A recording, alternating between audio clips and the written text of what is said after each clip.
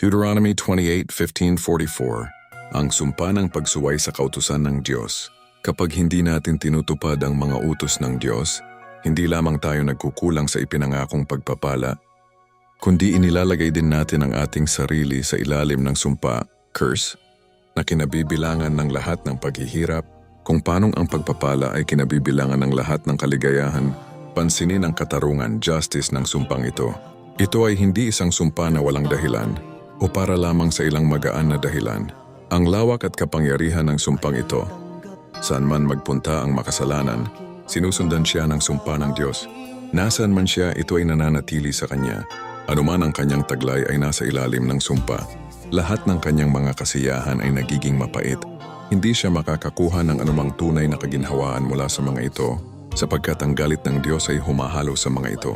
Maraming paghatol ang nakasaad dito, na siyang magiging bunga ng sumpa at kung saan parurusahan ng Diyos ang bayan ng mga Hudyo dahil sa kanilang pagtalikod at pagsuway.